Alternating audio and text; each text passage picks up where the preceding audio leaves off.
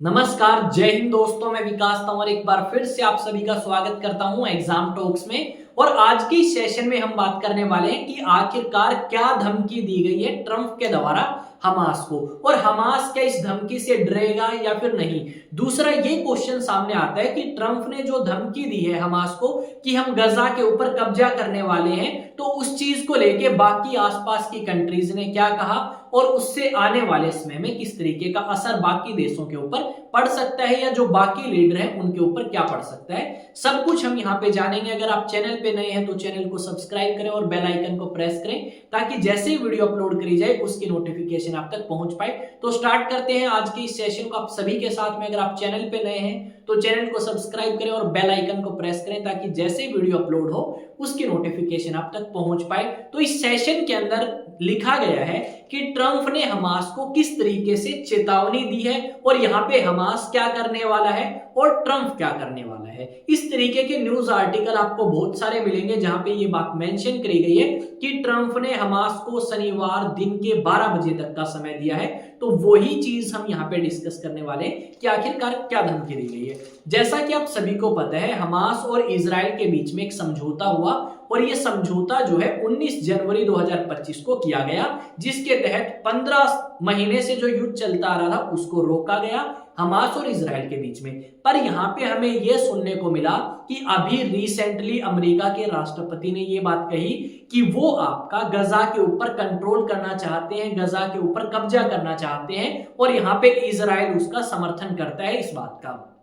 इन्होंने कहा कि जितने भी फिलिस्तीनी इस गजा के अंदर रहते हैं उन लोगों को आसपास के देशों में भेजा जाए, जिसमें इजिप्ट और जॉर्डन जैसी कंट्री हैं। पर इन दोनों कंट्रीज ने या बाकी आसपास की कंट्रीज ने इस चीज का विरोध किया और कहा कि गजा के अंदर लोगों को रहने दिया जाए और उसके साथ में ही वहां पे काम किया जाए ताकि चीजों को दोबारा से ठीक किया जा सकता है। यहाँ पे अगर आप देखोगे तो गजा क्षेत्र के अंदर जितने भी घर हैं उनमें से 95% घर ऐसे हैं जो रहने के लायक नहीं है, और यहाँ पे हेल्थ फैसिलिटी और हॉस्पिटल्स की बात करोगे तो लगभग 70% हॉस्पिटल्स और हेल्थ फैसिलिटीज जो है वो आपकी काम करती हुई नहीं आएंगी, जिसमें स्कूल्स भी शामिल है। यानी गजा एक ऐसा एरिया बन चुका है जो रहने के लायक नहीं है। इसी चीज को लेकर ट्रंप कहते हैं कि भाई गजा के अंदर ना आए, ये फिलिस्तीनी नागरिक आसपास की कंट्रीज में जाएं और इन कंट्रीज को हम सालाना पैसे देंगे बहुत सारे ताकि ये इन लोगों को अपने देश में रख सके। अब ये जो बाकी आसपास की कंट्रीज हैं इनका मानना ये है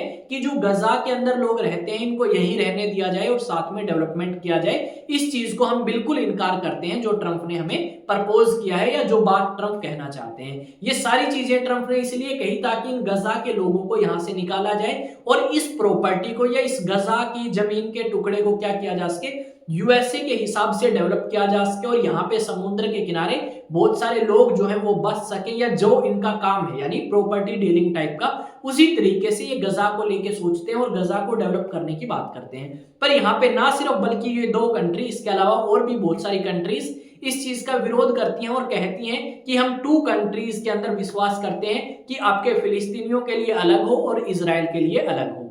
यहाँ पे रिसेंटली हमारे सामने ये भी आया था कि जो आपके इजराइल के प्रधानमंत्री बेंजामिन नेतन्याहू हैं वो मिले अमेरिका के 47वें राष्ट्रपति ट्रंप से और उन्होंने इसी चीज को लेके बात करी। यहाँ पे ट्रंप ने सीधी धमकी दी है कि अगर शनिवार दिन 12 बजे तक आपका यहाँ पे ये लोग जितने भी बंधक बना के बैठे हैं, यानी हमास संगठन ने जितने भी इजरायली नागरिकों को बंदी बना के रखा है, अगर उनको रिलीज नहीं करते हैं तो ये बात हमास को भी पता है कि आने वाले समय में क्या होगा और दुनिया भी देखेगी कि आने वाले समय में हमास के साथ क्या हुआ। एक तरफ ट्रंप ये कहते हैं कि हम हमारी सेना दूसरी जगह भेजेंगे नहीं युद्ध के लिए, दूसरी तरफ ट्रंप हमें ये कहते हुए नजर आए कि अगर जरूरत पड़ी तो हम गजा के अंदर हमारी सेना उतार सकते हैं ताकि हमास को पूरे तरीके से खत्म किया जा सके।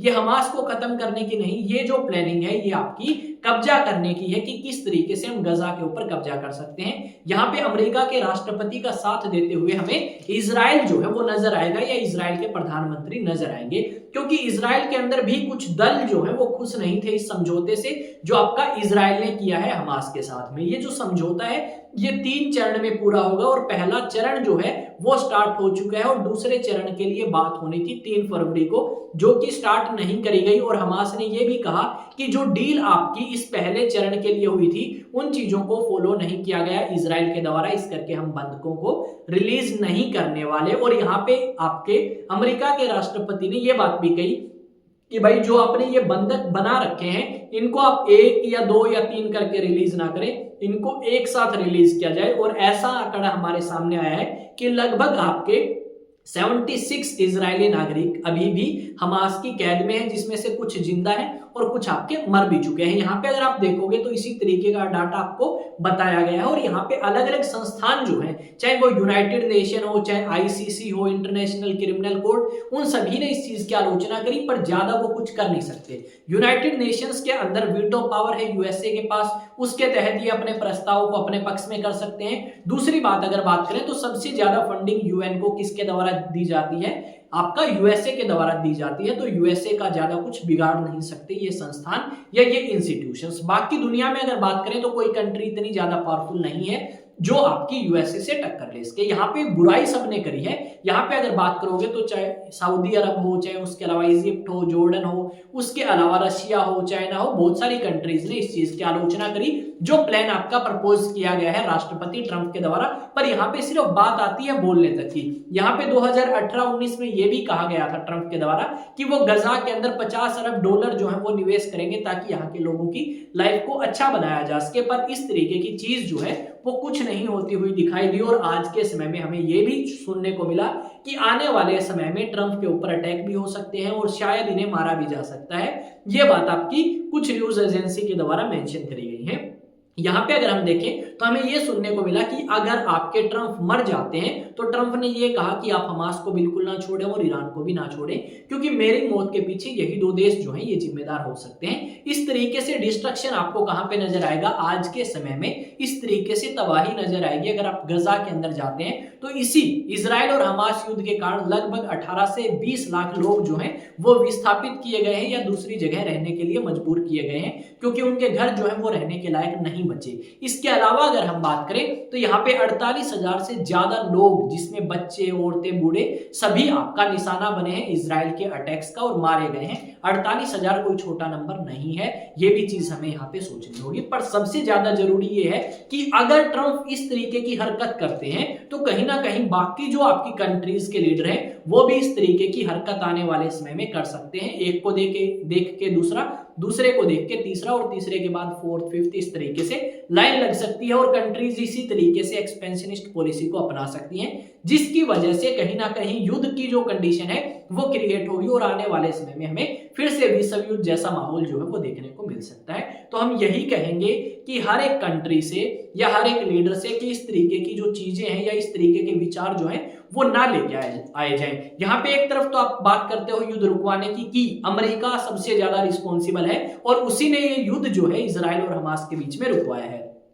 जबकि यहाँ पे कतर भी मौजूद था और इजिप्ट भी मौजूद था। अब कतर और इजिप्ट को यह डर है कि आपके जो अमेरिका के राष्ट्रपति ने स्टेटमेंट दी है कि भाई अगर ये युद्ध रुकता है तो अच्छी बात है, अगर ये बंधक रिलीज होते हैं तो अच्छी बात है, अगर दोबारा स्टार्ट होता है तो हमें कोई प्रॉब्लम नहीं, हम इजराइल का पूरे अच्छे तरीके से साथ देंगे। यहाँ पे ट्रंप ने यह बात भी कही कि देखो युद्ध रुकना है या स्टार्ट करना है वो डिपेंड करता है किसके ऊपर, इजराइल के प्रधानमंत्री के ऊपर। पर हम यही कहेंगे कि अगर आपका हमास हमारी शर्तें नहीं मानता है तो डेफिनेटली इजराइल को अटैक कर देना चाहिए, पर फाइनल डिसीजन इजराइल के प्रधानमंत्री ही लेंगे। तो यहाँ पे आपके हिसाब से क्या लगता है कि ये जो इजराइल और हमास के बीच में जंग स्टार्ट हुई है, क्या इस जंग में हमास का साथ या आप कह सकते हो गजा के लोगों का साथ ये बाकी मुस्लिम कंट्रीज देंगे या नहीं? तो इससे हम एक आइडिया लगा सकते हैं कि देखो जब आपका इजराइल ने अटैक किया था पहले, उस समय भी हमने देखा कि ये जो बाकी मुस्लिम कंट्रीज हैं इन्होंने इजराइल का एक टाइम के लिए विरोध किया और उसके बाद आराम से चुप बैठ जाते हैं, क्योंकि ये लोग चाहते हैं कि जितने भी फिलिस्तीनी नागरिक हैं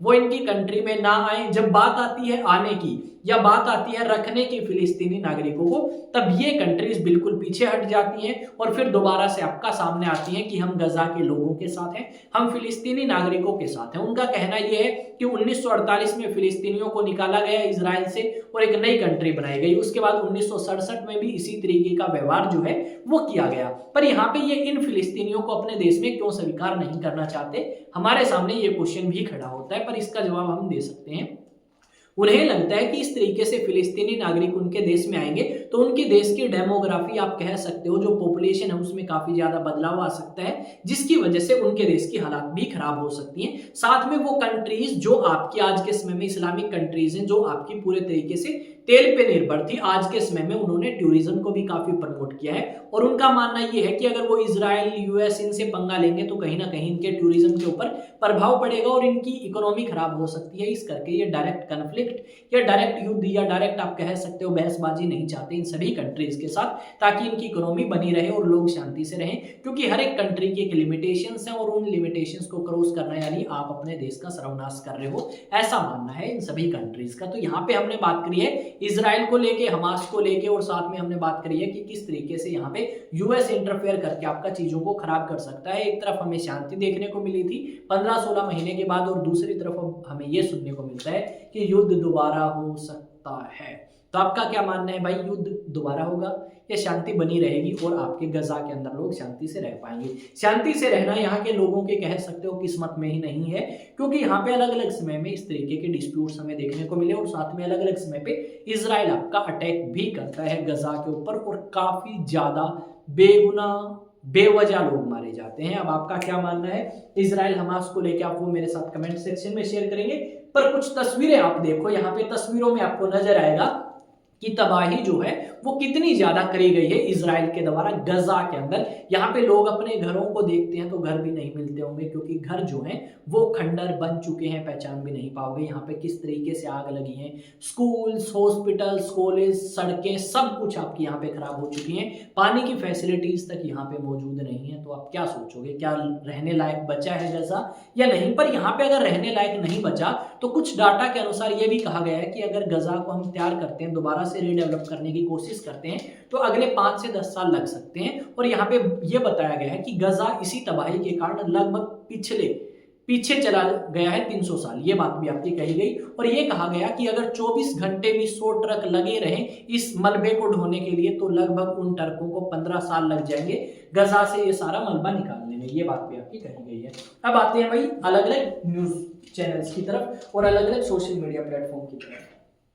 जैसा कि आप सभी को पता है, आपने ये वीडियो देखी है एग्जाम टॉक्स पे। अगर आप एग्जाम टॉक्स को अलग अलग सोशल मीडिया प्लेटफॉर्म पे फॉलो करना चाहते हैं तो जाएं और जाके वहां पे क्या कर सकते हैं, सब्सक्राइब कर सकते हैं और अगर ऑप्शन हो फॉलो का तो फॉलो भी कर सकते हैं। दूसरी बात, अगर आप नेशनल डिफेंस एकेडमी के लिए तैयारी करना चाहते हैं तो 1 अप्रैल से बैच स्टार्ट होगा, तो आप उसमें क्या करें भाई, एनरोल करा सकते हैं और तैयारी कर सकते हैं हमारे साथ नेशनल डिफेंस एकेडमी की क्लास 11th से, क्लास 12th से और क्लास 12th पास होने के बाद भी। यहाँ पे 11th और 12th के स्टूडेंट होंगे, उनकी तो स्कूलिंग के साथ साथ एनडीए की तैयारी कराई जाएगी यानी नेशनल डिफेंस एकेडमी, और जो 12th पास होंगे उनकी नेशनल डिफेंस एकेडमी की तैयारी कराई जाएगी।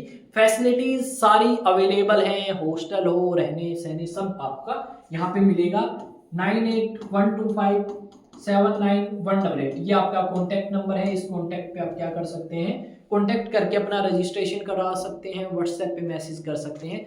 मैं विकास तंवर आप सभी का स्वागत करता हूं एग्जाम टॉक्स में। आई थिंक एक बेहतरीन सेशन ये रहा होगा आप सभी के लिए। चीजें आपको समझ आई होंगी कि क्यों नहीं रखना चाहते फिलिस्तीनी नागरिकों को या आसपास के देश, और साथ में क्या इनको नुकसान हो सकता है, अमेरिका क्या कर सकता है क्या नहीं। अगर आप चैनल पे नए हैं तो चैनल को सब्सक्राइब कर ले, बेल आइकन को प्रेस कर ले, और आई थिंक आपने कर भी लिया होगा अगर आप यहाँ तक आए हैं तो। वीडियो को शेयर करें अपने दोस्तों के साथ, कमेंट करके जरूर बताएं वीडियो कैसी लगी। मिलते हैं एक नए सेशन में एक नई न्यूज, एक नई अपडेट के साथ। तब तक जय हिंद, जय भारत।